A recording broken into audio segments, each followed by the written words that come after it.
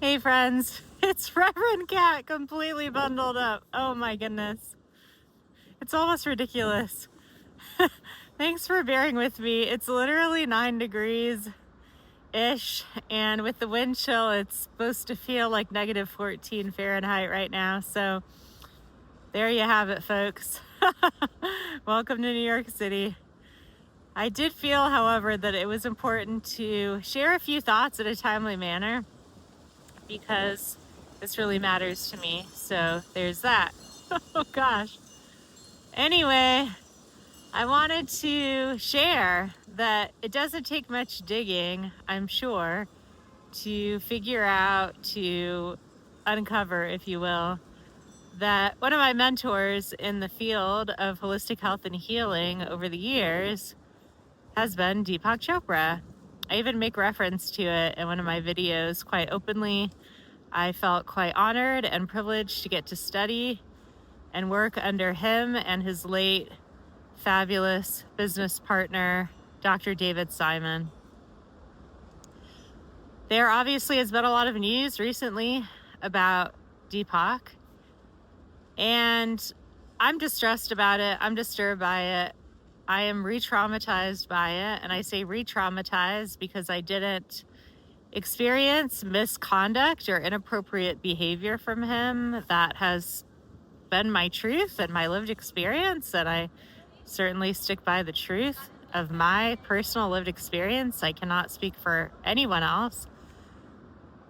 But I have experienced inappropriate behavior, typically in the realm of sexual harassment from other male figures in the field of health and spirituality. I've had about 4 situations at least where I had a male mentor, advisor, some sort of figure I looked up to who had a fall, if you will, due to a moral failure.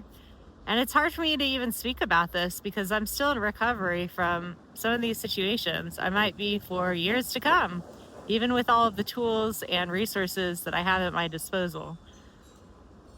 So I haven't figured this all out. I am disturbed and distressed by what has come to be as the friendship, supposedly a mentorship, but obviously it's a deep friendship between himself and the late Jeffrey Epstein, someone who is a true criminal. That's really upsetting, honestly. And when I knew Deepak,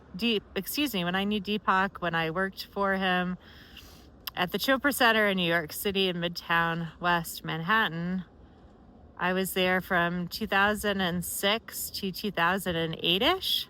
It might have been early 2009 when I left.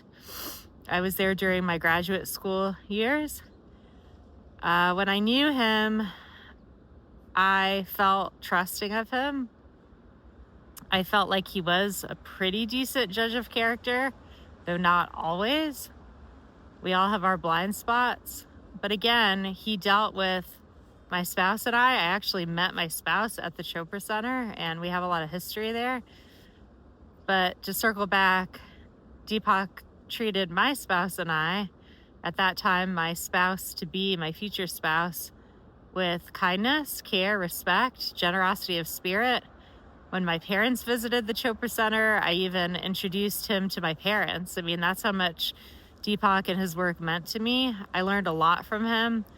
One thing that I do want to share that might be useful to followers of Deepak is that, from my understanding, he never said, I am a guru. I am a source of true connection to God, to the infinite, to that which made the universe, the creator.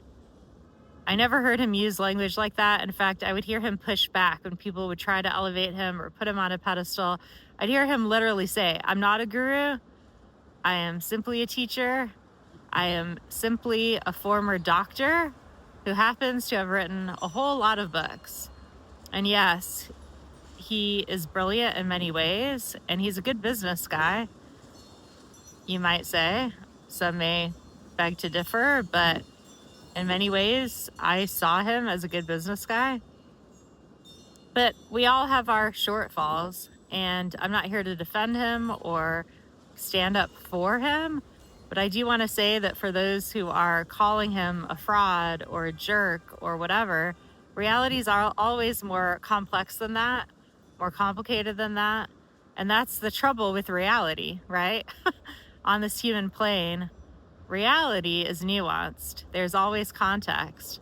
And I do want to say again, just based on my lived experience, that he was truthful and ethical and even generous of spirit with myself. And from what I witnessed, at least most of my colleagues. Could he get irritated? Yes. Could he sometimes lose his temper when things got hectic around the center? Yes. But would I ever categorize him as abusive or exploitative? Absolutely not.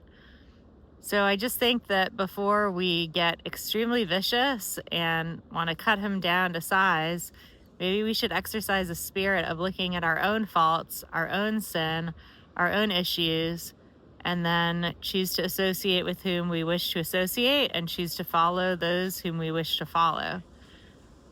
Again, I'm working through this. I am very sorry about it. I am in the middle of my processing around it, so I don't have any definitive epiphanies or statements. Though again, the main thing that is a takeaway for me right now is that reality is quite complex, and sometimes it's easier for us just to completely dismiss someone or their entire body of work because we don't like one thing that they did or one friendship or association that they had. And I think that that's just not authentic to lived experience for any of us on earth. For the most part, at least 98% of the time, perhaps, people are complicated and complex, and that includes ourselves. So I'll leave it at that for now. I know ambiguity is always uncomfortable, but I do think that that's honest. And I will say that I knew him well enough to trust him. There were times when I was alone with him at the center in his office doing some sort of task. And again, he always treated me respectfully. So, Deepak, if you ever see this, I wish you well.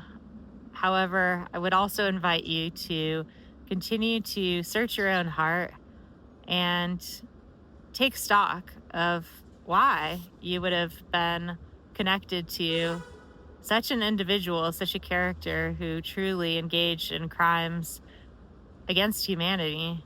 So that's something to observe, witness within yourself, and hopefully clean up and continue to clean up for those with whom you ever have been connected, myself included. I wasn't part of your realm, Deepak's realm, when he apparently had this friendship with Jeffrey Epstein. That came later, I believe in 2016, 2017, and onward. I stopped being in touch with him, I would say around 2010, maybe 2011 latest. We weren't heavily in touch, but sometimes we would send each other emails. So all of that to say, we all have work to do. We're continuing to grow and evolve. And it's also an opportunity for me to even notice where I can grow, notice where I can improve, notice where I can be more discerning, clear, and careful in my own life and my personal life.